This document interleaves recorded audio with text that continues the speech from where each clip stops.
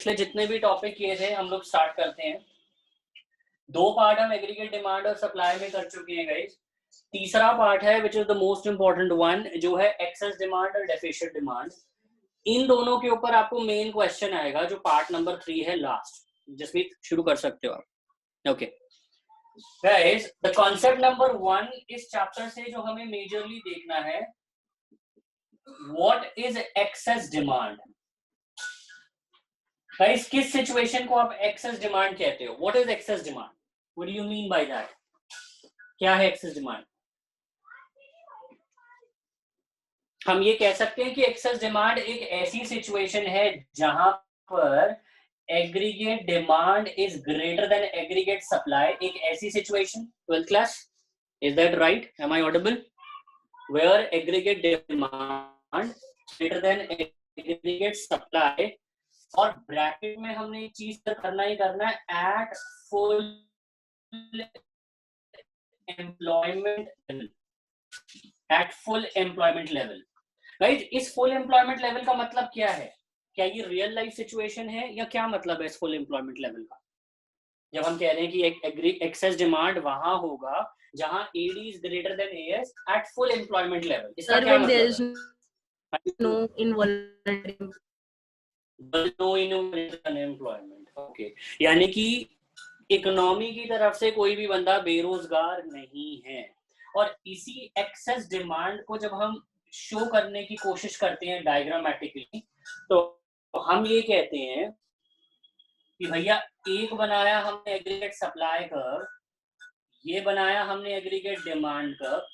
The point AD is equals to AS, this is the point of equilibrium जो हम हर बार पढ़ते हैं, और इस पॉइंट को हम फुल इक्विलिब्रियम लेवल कहते हैं। लेकिन एक्सेस डिमांड का मतलब है कि डिमांड ज्यादा है, ये डिमांड ज्यादा है। तो गाइस, ये जो गैप है ना, this is the gap. This gap at employment level is known as inflationary gap, जिसे आप एक्सेस डिमांड कहते हो। इसी गैप को क्या शो करते हैं guys? This is what inflationary gap. और ये इन्फ्लेशनरी गैप किस वजह से है? ये जो एग्रीगेट डिमांड बढ़ी है आज, ये किस वजह से डिमांड बढ़ी है गाइस?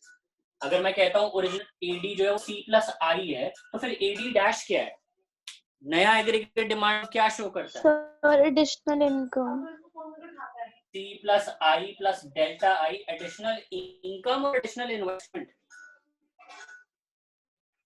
सर पहले additional investment and because of that जो एडिशनल इनकम। यस, तो गाइस हमेशा याद रखना, एक्सेस डिमांड और इन्फ्लेशनरी गैप कौन से पॉइंट पर हम कंसिडर करते हैं? ओरिजिनली जहां एएस और एडी इंटरसेक्ट कर रहे हैं वो पॉइंट इक्विलिब्रियम ही है, वो फुल एम्प्लॉयमेंट लेवल ही है। लेकिन अगर मैं उसका वर्टिकल गैप देखता हूँ एक बढ़े हुए एडी के ऊपर, और वो बढ़ा हुआ AD because of consumption of investment plus delta I, that is change in investment की वजह से है। तो this is known as inflationary gap, ये याद रखना। दूसरी बात, हम मैंने ये बात क्यों लिखी थी? फुल एम्प्लॉयमेंट लेवल ये एक ऐसी सिचुएशन, जैसा अभी प्रियंका ने भी कहा था कि भैया यहाँ कोई भी अनएम्प्लॉयमेंट नहीं है, इसीलिए हम इसी सीधी सिचुएशन को, इसी गैप को इन्फ्लेशनरी गैप कह रहे हैं।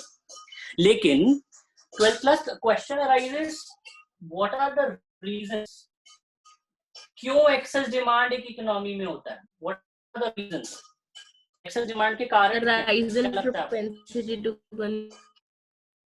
सबसे बड़ा पॉइंटर यही है कि जब जब लोगों का एमपीसी और you can say simple propensity to consume बढ़ेगा, यानी कि जब लोगों की क्षमता, capability of purchasing things, consuming things जितना ज्यादा बढ़ता जाएगा, जितना प्रोपेंसिटी बढ़ता जाएगा, उतनी ही एक्सेस डिमांड के चांसेस हैं। क्यों? They are ready to buy more, and when they are ready to buy more, तो ऑटोमेटिक एक्सेस डिमांड क्रिएट करता ही करता है। दूसरा scenario, when there is a fall in taxes, अगर गवर्नमेंट टैक्सेस को कम कर देती है, चाहे वो इनकम टैक्स है, जीएसटी है, कुछ भी है, उसका क्या इम्पैक्ट है तुम्हारी परचेजेस पे? उसका क्या इम्पैक्ट है? अगर हमारा ऑब्वियस बात है, टैक्सेस अगर कम हो जाते हैं तो ज्यादा से ज्यादा पैसा आपके पास बचता है खर्च करने के लिए, फिर वही बात की प्रोपेंसिटी टू कंज्यूम पर आपका इफेक्ट पड़ेगा, ये people will have more disposable income to spend, तो ऑटोमेटिकली एग्रीगेट डिमांड होगा ही होगा। साथ ही साथ अगर गवर्नमेंट अपने एक्सपेंडिचर्स को बढ़ाती जाती है तब एक्सेस डिमांड होता है। गवर्नमेंट एक्सपेंडिचर मतलब जितना खर्चा गवर्नमेंट करेगी उतनी एम्प्लॉयमेंट जनरेट होगी, उतना काम मिलेगा, उतना पैसा जाएगा, फिर वही बात उतनी लोगों की disposable income propensity to consume बढ़ेगा एंड अल्टीमेटली एक्सेस डिमांड की सिचुएशन होगी। 12th क्लास एक्सेस डिमांड को हर बार ऐसे समझना चाहिए कि people are in a position to buy more, तभी वो एक्सेस डिमांड की सिचुएशन में है।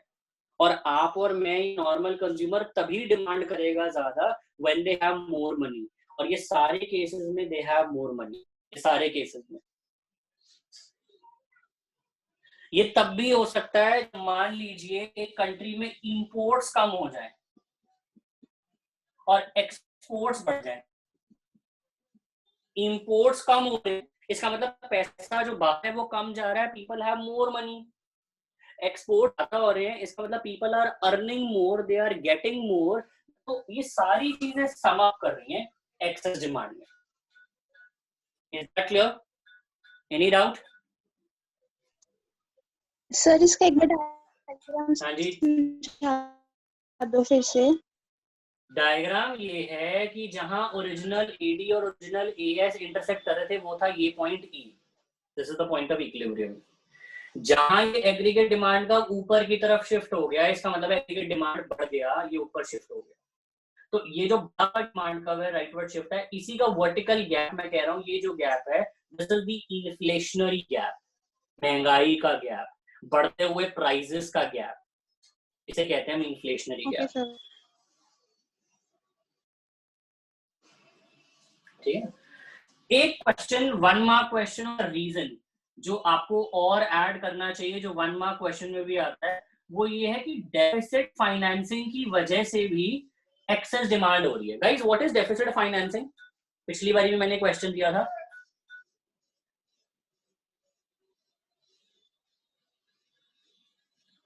What is deficit financing?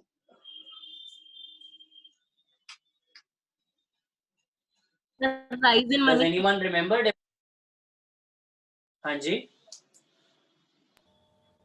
Sir money supply जो बढ़ जाती है उसको डेफिसिट फाइनेंसिंग कहते हैं।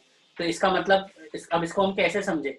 इसका मतलब ये हो गया कि डेफिसिट फाइनेंसिंग का सीधा सीधा मतलब है लोगों के पास पैसा ज्यादा है और मनी सप्लाई जो है वो कंट्री में काफी ज्यादा है, और जब जब वो रोटेशन ऑफ मनी जो है वो बढ़ती जा रही है, मनी सप्लाई बढ़ा हुआ है, तो that will definitely contribute towards rise in the demand, क्योंकि मनी सप्लाई जो है इंक्रीज हो चुका है, उसका जो फ्लो है वो इंक्रीज हो चुका है।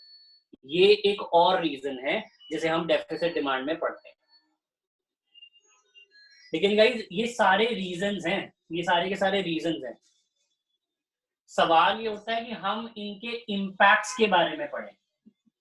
इम्पैक्ट्स कि अगर इकोनॉमी में एक्सेस डिमांड होगा तो उस एक्सेस डिमांड होने से इकोनॉमी के ऊपर इम्पैक्ट क्या पड़ेगा, असर क्या पड़ेगा। क्या लगता है गाइस आपको आउटपुट के ऊपर कैसा इम्पैक्ट पड़ेगा? हाँ जी, आउटपुट बढ़ेगा, कम होगा, what do you think? Sir कोई इम्पैक्ट नहीं होगा। कोई इम्पैक्ट नहीं होगा, ऐसे क्यों?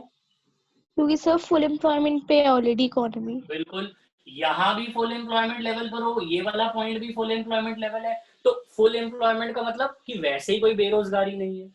तो जब कोई बेरोजगारी है ही नहीं तो काम और मिलेगा ही नहीं, काम और मिलेगा ही नहीं तो प्रोडक्शन और होगी ही नहीं, आउटपुट बढ़ेगा ही नहीं। सिंपल सी बात। ऐसे ही सेम बात एम्प्लॉयमेंट की कर लो, क्या एम्प्लॉयमेंट में कोई चेंजेस आएंगे? नो सर, कोई नहीं होगा। फिर सेम आंसर कि अगर फुली अब आप कई बार क्वेश्चन अराइज होता है क्या रियल लाइफ में ऐसा इकोनॉमी में होता है कि फुल एम्प्लॉयमेंट इक्विलिब्रियम है? प्रैक्टिकली फुल एम्प्लॉयमेंट जैसी कोई सिचुएशन होती नहीं है प्रैक्टिकली, लेकिन उसके बावजूद उसे थ्योरी में इसलिए एक हाइपोथेटिकल एग्जांपल के थ्रू पढ़ाया जा रहा है कि हाँ जी, कि suppose there is a full employment level in the economy, तो वो फुल एम्प्लॉयमेंट इक्विलिब्रियम की वजह से ना तो कोई चेंज आउटपुट में है, ना तो कोई चेंज एम्प्लॉयमेंट में। ठीक है जी।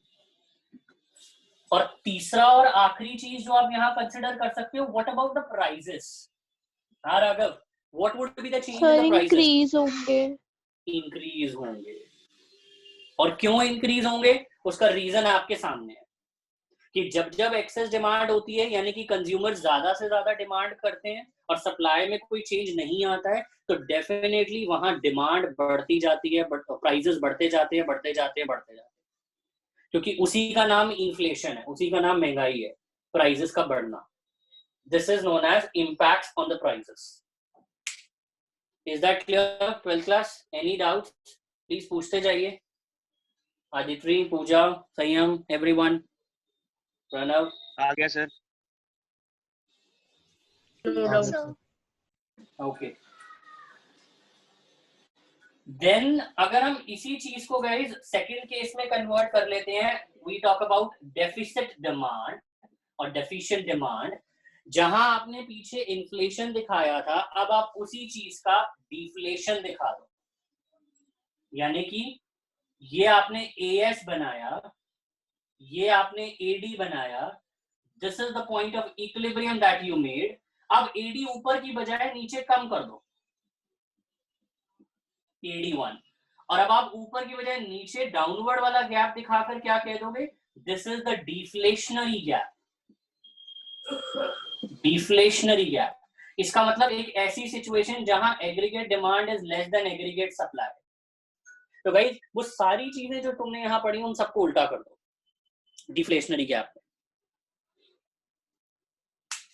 This is known as deflationary gap. ठीक है, अब कैसे? Propensity to consume deflationary situation में बढ़ेगी घटेगी? सर डिक्रीज होगी। कम हो जाएगी। और कम इसलिए होगी क्योंकि लोग कंजम्पशन एक्सपेंडिचर कम कर रहे हैं, क्योंकि डिमांड है ही नहीं। तो जब डिमांड नहीं है, कंजम्पशन एक्सपेंडिचर कम है, तो प्रोपेंसिटी टू कंज्यूम कम हो गया। दूसरा, अगर डिफ्लेशनरी गैप है, लोगों के पास पैसा कम है, तो उसका रीजन यही एक रीजन है कि टैक्सेस जो है वो बढ़ गए हैं। टैक्सेस जो हैं वो बढ़ गए हैं, और टैक्सेस बढ़ने का मतलब क्या है कि लोगों के हाथ से पैसा ज्यादा से ज्यादा जाने लगा है। अल्टीमेटली उनकी कंजम्पशन पावर, उनकी परचेजिंग पावर धीरे धीरे धीरे धीरे कम हो गई है।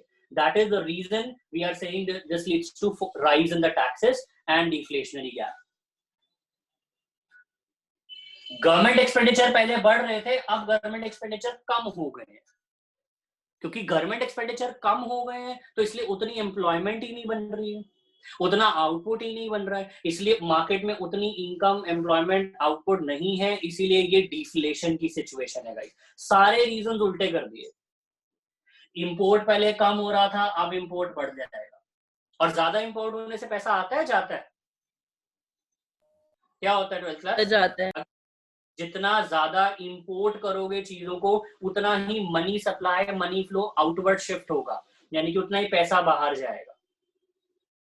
और जितना एक्सपोर्ट कम करोगे, यानी कि उतना ही पैसा सेम बाहर जा रहा है, आपकी कंट्री में नहीं आ रहा है। तो ये सारी चीजें कंट्रीब्यूट करती हैं डिफ्लेशनरी गैप।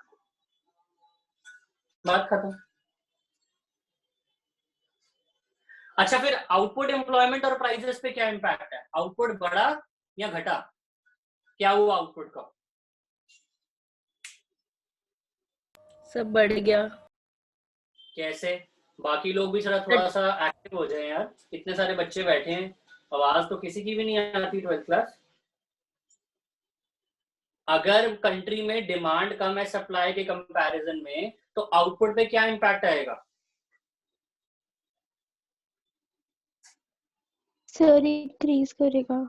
इंक्रीज करेगा, क्योंकि गाइस अगर demand is less than supply है, that means people are not buying your good, तो जो आपका स्टॉक है, जो इन्वेंट्री है, वो बढ़ने लग जाएंगे, अनसोल्ड स्टॉक पड़ा रहेगा, लोग आपका सामान खरीद नहीं रहे हैं। यही तो सारे रीजन है डिफ्लेशन के, कि दुकान में, मॉल में, स्टोर में सामान भरा हुआ है लेकिन डिमांड ही नहीं है, यानी कि स्टॉक पाइल अप होता जा रहा है। और एम्प्लॉयमेंट पे क्या इंपैक्ट पड़ेगा? सब डिक्रीज। एम्प्लॉयमेंट डिक्रीज हो जाएगी। इनवॉलेंट्री अनएम्प्लॉयमेंट होने लग जाएगी, यानी कि अनएम्प्लॉयमेंट बढ़ती जाएगी यहाँ पर। और प्राइजेस, अब महंगाई नहीं है, अब डिफ्लेशन है, मार्केट में डिमांड नहीं है, तो प्राइजेस बढ़ेंगे या घटेंगे? जनरल प्राइस लेवल पर क्या इम्पैक्ट पड़ेगा? कम होगा। कम होंगे। हमेशा डिफ्लेशन में जनरल प्राइस लेवल को कम होना ही है। क्यों? क्योंकि पहले से ही सप्लाई बहुत ज्यादा है, डिमांड बहुत कम है, तो इसीलिए उनका एक सही कंपैरिजन करने के लिए डिफ्लेशन को यहाँ समझाया गया। That's it.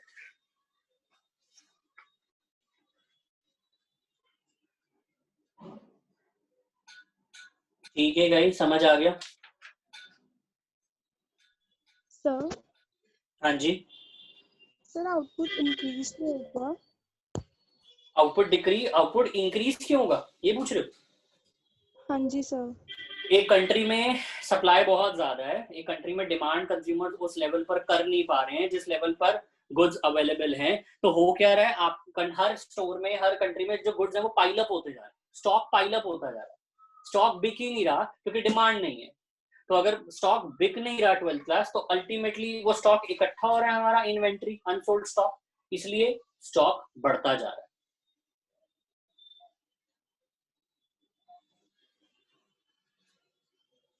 ठीक है? Yes sir. चलो 12th क्लास, थोड़ा एक्टिव रिस्पॉन्स, सब सुन रहे हैं, जाग रहे हैं सब? बीच बीच में मेरे को उठाना पड़ेगा। हाँ जी भैया, सब सो गए क्या? मानवी, श्रेयसी, नानकी, सब सुन रहे हैं, समझ आ रहा है? तो जब प्राइस फॉल हुआ तो आउटपुट भी तो फॉल होना चाहिए, क्योंकि जब प्राइस फॉल होगा तो फिर तो लोग और खरीदेंगे। उल्टा सोच रहे हो ना आप। डिफ्लेशन हुआ है तो प्राइस कम हुआ है, और प्राइस इसलिए कम करा है ताकि लोग डिमांड बढ़ाएं। अब ऐसा नहीं है कि प्राइस कम करते ही लोगों ने इतनी डिमांड बढ़ा दी कि अब आउटपुट कम होने लग जाए, नहीं।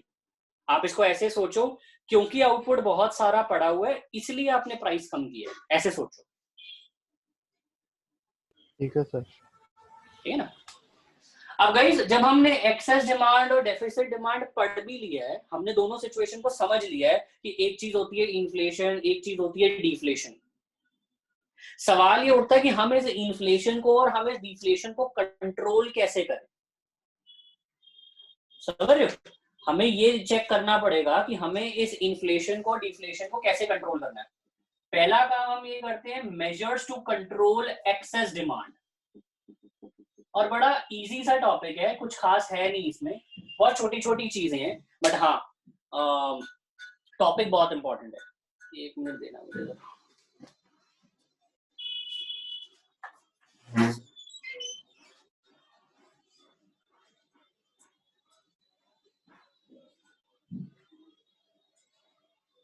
देखो जरा, अब क्वेश्चन ये उठता है, what are the measures to control excess demand.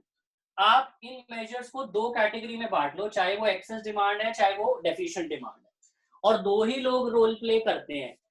एक रोल प्ले करता है गवर्नमेंट और एक रोल प्ले करता है आरबीआई, जो हमारा मॉनेटरी अथॉरिटी है। जो पॉलिसी सरकार लेकर आती है उसका नाम है फिस्कल पॉलिसी, और जो आरबीआई सेंट्रल बैंक लेकर आता है उसका नाम है मॉनेटरी पॉलिसी। अब क्या लगता है गाइस, गवर्नमेंट क्या कर सकती है एक्सेस डिमांड को सही करने के लिए? स्पेसिफिकली अगर मैं अपनी स्पेंडिंग्स को कम करना चाहिए और टैक्सेस को बढ़ाना चाहिए। कम क्यों करना चाहिए भाई स्पेंडिंग्स को? क्या रीजन है? अपनी एक्सपेंडिचर कम करेगी तो एम्प्लॉयमेंट कम होगी, तो लोगों के पास पैसा कम होगा, तो यानी कि हम अगर एक पहले से ही एक्सेस डिमांड है, लोगों के पास ऑलरेडी बहुत पैसा है, तो गवर्नमेंट दो काम कर सकती है गाइस। पहला काम, government should decrease expenditure, public expenditure. कौन सा एक्सपेंडिचर? जितना हो सके कम पब्लिक एक्सपेंडिचर किया जाए, जितना हो सके कम पब्लिक एक्सपेंडिचर का सीधा सीधा क्या कर सकते हैं, आप ये समझ लो कि अगर वो जितना खर्चा इंफ्रास्ट्रक्चर पर करती है, रोड्स, ब्रिजेस, डैम्स, तो ठीक है, कंट्री की डेवलपमेंट जरूर होती है, लेकिन उसका नेगेटिव इंपैक्ट ये है कि भैया लोगों को ज्यादा से ज्यादा पैसा अब हमें नहीं देना है। गवर्नमेंट को कैपेबिलिटी घटानी है, एक्सपेंडिचर को कम करना है, जितना पॉसिबल हो सके उतना, क्योंकि गवर्नमेंट यूजुअली बहुत पैसा स्पेंड करती है ऑन इंफ्रा और अदर एडमिनिस्ट्रेटिव एक्टिविटीज पे। और अगर यहाँ गवर्नमेंट अपने एक्सपेंडिचर को कम कर लेगी तो अल्टीमेटली एग्रीगेट डिमांड कम हो जाएगा और इन्फ्लेशनरी गैप अपने आप वो प्रेशर भी रिलीज हो जाएगा, क्योंकि पब्लिक एक्सपेंडिचर कम हो चुके हैं। दूसरा काम गवर्नमेंट के हाथ में क्या है, जो सबसे बड़ी चीज तुम्हारे करती है government, increase in the taxes. अब गाइस चाहे वो इनकम टैक्स हो, उसके स्लैब्स हो, या वो जीएसटी जैसा टैक्स हो, दोनों ही टैक्सेस की प्रपोर्शन को बढ़ाया जा सकता है। क्यों? टैक्सेस बढ़ाने से क्या होगा? वही सेम बात जो भी हम पीछे पढ़ रहे थे कि जितना टैक्स बर्डन आप बढ़ाओगे उतना आप उनकी कैपेबिलिटी टू बाय और जो उनकी पर्सनल डिस्पोजेबल इनकम जो वो खर्च कर सकते हैं उतना ही आप उसको कम कर रहे हो। That is why this will help to correct the inflationary gap. ठीक है, मॉन क्लास, मानवी, पुष्किन, कहाँ गए सारे? समझ आ रहा है? हाँ जी सर। यस। हाँ आयुष, कुछ है तेरे पास पूछने के लिए? भाई आ रहे सर, समझ रहे हैं, अब समझ आ रहा है। ठीक है, चलो जी, दो तो रोल हमने गवर्नमेंट के कर लिए। अब मॉनेटरी पॉलिसी का रोल करते हैं, वो यहाँ कराता हूँ आपको। मॉनेटरी पॉलिसी यानी कि जो पॉलिसीज आरबीआई क्रिएट करता है। जरा बात करते हैं आरबीआई क्या कर सकता है, देखना जरा। मॉनेटरी पॉलिसीज में भी दो पार्ट है, एक है क्वालिटेटिव एस्पेक्ट्स और एक है क्वांटिटेटिव एस्पेक्ट्स। दोनों एस्पेक्ट्स पढ़ लो। पहला एस्पेक्ट पढ़ लो क्वालिटेटिव, जिसमें आपने कुछ टर्म्स मनी इन बैंकिंग में छोड़ी थी, वो अब आपको काम आएंगी क्वालिटेटिव एस्पेक्ट्स में। नंबर 1, आप यहां इंक्रीज इन मार्जिनल रिक्वायरमेंट्स कर दो। अभी बताता हूं ये क्या होता है। आप यहां डिस्करेज करो कमर्शियल बैंक्स को टू लेंड मनी, कि वो कम से कम पैसा लोन के रूप में दे। आप यहां क्रेडिट राशनिंग सिस्टम शुरू कर दो। सुनो मेरी जरा बात, ये सारे क्वालिटेटिव हैं क्योंकि यहाँ नंबर न्यूमेरिकल टर्म्स में बात नहीं है। Increase in marginal requirements. Marginal requirements क्या होता है? 12th class. ये मैंने पहले भी एग्जांपल दिया है कि सपोज हम बैंक से कभी लोन लेने जाते हैं तो बैंक बदले में हमसे कुछ ना कुछ गिरवी रखता है, मॉर्टगेज करता है कमर्शियल बैंक। अगर आप 100 रुपए की चीज रखोगे तो वो आपको 70 रुपए का लोन देगा। ऐसा नहीं होगा 100 की चीज पे 110 का लोन दे देगा, ऐसा कभी नहीं होता।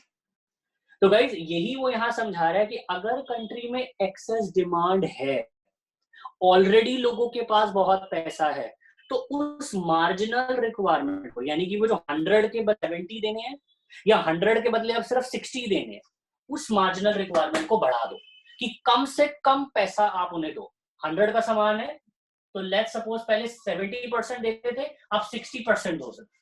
This is what increase in marginal requirement, कि 40% काट के दो। ये है पहला पार्ट, समझ आया? हाँ जी सर। हाँ जी, बाकी लोग increase in the marginal sir requirement. एक बार वापस बता दो। मार्जिनल रिक्वायरमेंट का मतलब होता है कि जब कोई लोन, कुछ उधार आप किसी कमर्शियल बैंक से लेते हो तो आपको कुछ मॉर्टगेज गिरवी चीजें रखनी पड़ती हैं। लेट्स सपोज आप अपना गोल्ड रखते हो, प्रॉपर्टी रखते हो, कार रखते हो, कोई भी एसेट रखते हो। उस एसेट की वैल्यू को देखकर उसका कुछ परसेंट लोन आपको मिलता है। ये 500 रुपए की चीज है तो लेट्स से बैंक कहेगा 20% कट होकर बाकी आपको अमाउंट मिल जाएगा। तो उसी को मार्जिनल रिक्वायरमेंट कहते हैं कि एक्सेस डिमांड के वक्त उस मार्जिनल रिक्वायरमेंट परसेंटेज को बढ़ाया जाता है कि अब हम आपको 20% कट करके नहीं देंगे, अब हम 30% कट करके देंगे, यानी कि सिर्फ 70% पैसा मिलेगा। This is what marginal requirements, जो बढ़ा दी जाती है एक्सेस डिमांड के वक्त। अब ठीक है? Okay sir. दूसरा, एक एडवाइजरी जारी किया जाता है आरबीआई के थ्रू कमर्शियल बैंक को कि भैया discourage the lending of money to the people. कि इस वक्त लोन दीजिए, लेकिन बहुत कम, जो बहुत ही बड़ी रिक्वायरमेंट किसी को हो, नीडी रिक्वायरमेंट हो, तभी लोन दीजिए, वरना लोन मत दीजिए। क्यों? Already there is a situation of excess demand. ये दूसरा केस है, discouraging of commercial banks to lend money. ये दो बातें। तीसरा scenario, credit rationing system. What is guys credit rationing? किसी को पता है?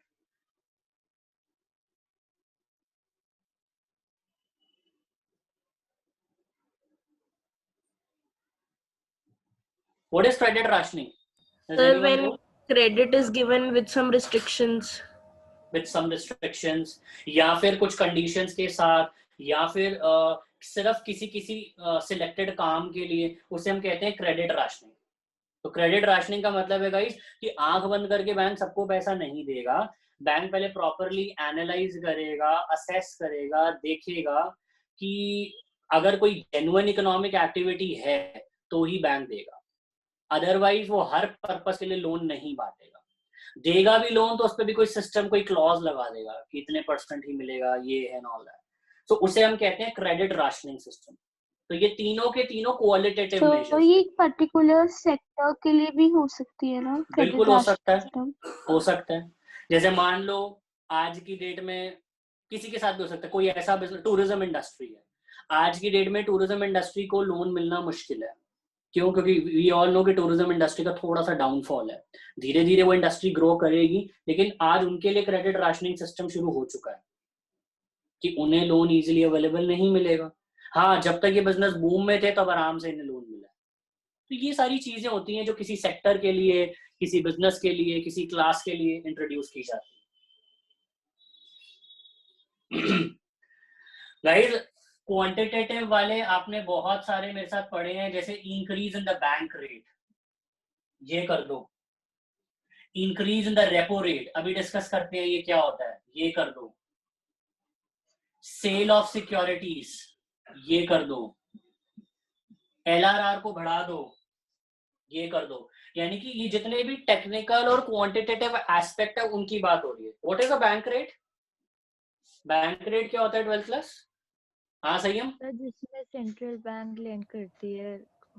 So when loan is given for long. जिससे सेंट्रल बैंक कमर्शियल बैंक को लोन देता है फॉर लॉन्ग टाइम पीरियड, उसे आप बैंक रेट कहते हो।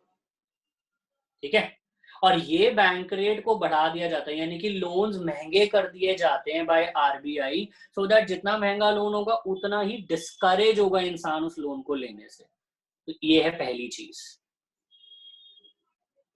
दूसरी चीज, rise in the repo rate. अब रेपो रेट क्या होता है? तो शॉर्ट टर्म नीड्स को मीट करने के लिए सेंट्रल बैंक लोन देता है। कोई सिनेरियो कि फिर से सेंट्रल बैंक ने कमर्शियल बैंक को लोन दिया है, बट अब जो लोन दिया है वो शॉर्ट टाइम पीरियड के लिए दिया है, दैट इज उसको भी बढ़ा दिया जाता है। यानी कि इन शॉर्ट जितना हो सके लोन को डिस्करेज करने के लिए रेट्स को बढ़ाया जा रहा है, ताकि कम से कम लोन, कम से कम अमाउंट और डिस्करेज होते हुए उनको उन तक पहुंचे, क्योंकि ऑलरेडी एक्सेस डिमांड है। सेल ऑफ सिक्योरिटीज, अब आपको पता है कि RBI जो है वो कमर्शियल बैंक्स और पब्लिक या गवर्नमेंट को सिक्योरिटीज खरीदता भी है, शेयर्स, और बेचता भी है। अगर उसे पैसा वापस खींचना है तो ऑब्वियसली सेल ऑफ सिक्योरिटीज करेगा, लेकिन अगर उसे पैसा देना है तो ऑब्वियसली परचेज करेगा ताकि वो पैसा दे सके कमर्शियल बैंक्स को। तो इसलिए यहां सेल लिखा है। हाँ Pranav, what is LRR? LRR बढ़ा दो। LRR का मतलब क्या होता है? What is LRR? So the proportion which the commercial bank is required to keep with themselves. Okay, ठीक है, गुड है। तो LRR ऑब्वियसली, अब LRR में दोनों चीजें आ गई हैं, SLR भी आ गया, CRR भी आ गया।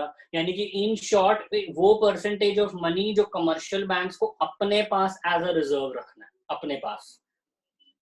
तो फिर वही सिचुएशन गाइस, अगर एक्सेस डिमांड है, इन्फ्लेशन की सिचुएशन है, तो डेफिनेटली इस LRR की परसेंटेज को बढ़ा दिया जाएगा, क्योंकि जितना इस LRR की परसेंटेज को बढ़ाया जाएगा उतना डिस्करेजमेंट होगी, उतना ही कम पैसा लोगों को दिया जाएगा, उतना ही बेटर वे में काम हो सकेगा। As simple as that. बोलो गाइस। सर थर्ड पॉइंट बताना। Sale of securities. हाँ जी सर। ये हो गया जैसे आरबीआई करता क्या है, आरबीआई सिक्योरिटीज खरीदता है या बेचता है time to time from commercial bank और फ्रॉम गवर्नमेंट और फ्रॉम पब्लिक। पब्लिक डीलिंग खैर बहुत कम होती है। तो आरबीआई सिचुएशन के अकॉर्डिंगली सेल सिक्योरिटीज खरीदता है या बेचता है। अगर आरबीआई को दिख रहा है कि कंट्री में इन्फ्लेशन है, एक्सेस डिमांड है, मनी सप्लाई ज्यादा है, तो फिर वो सिक्योरिटीज को बेचेगा। क्यों? वो कमर्शियल बैंक को कहेगा आप ये बॉन्ड्स खरीदिए, ये सिक्योरिटीज खरीदिए, इसमें पैसा इन्वेस्ट कीजिए, क्योंकि उसको पता है कि वो पैसा खरीदेंगे तो उसके पास पैसा आएगा, यानी कि ज्यादा से ज्यादा वो पैसा उनसे ले पाएगा। Like that. Okay sir. और गाइस अगर तुम इसी को ही सेम टॉपिक को डेफिसिट डिमांड के लिए प्रिपेयर करोगे, सब कुछ उल्टा कर दो, सब कुछ एक का याद कर लो, दूसरा क्वेश्चन अपने आप याद हो गया। कैसे? इंक्रीज इन मार्जिनल रिक्वायरमेंट को डिक्रीज। क्यों? पहले 60% दे रहे थे, आप कहोगे हम 80% देने को तैयार हैं। क्यों? क्योंकि इकोनॉमी को पैसे की जरूरत है। डिस्करेजिंग था या कमर्शियल बैंक को एनकरेज करेगा, और लोन दो, और लोन दो, और लोन दो, ताकि लोगों तक पैसा पहुंचे और कंट्री में मनी सप्लाई बढ़े। क्रेडिट राशनिंग सिस्टम हटा दिया जाएगा, बैंक रेट सस्ते कर दिए जाएंगे ताकि कमर्शियल बैंक को सस्ते रेट पे ज्यादा से ज्यादा लोन मिले और वो आगे लोन दे सके। सब कुछ उल्टा। रेपो रेट कम, सेल ऑफ सिक्योरिटीज की बजाय परचेज, ताकि लोगों तक और कमर्शियल बैंक तक पैसा पहुंचे। एलआरआर बढ़ने की बजाय कम, यानी कि 12th क्लास एग्जैक्टली उल्टा टॉपिक, एग्जैक्टली इनवर्स। हाँ जी, इज दैट क्लियर? इतनी शांति नहीं देखी मैंने कभी भी। हाँ जी सर क्लियर है। जिया कौन सी चीज वापस बतानी है, बताना दोबारा।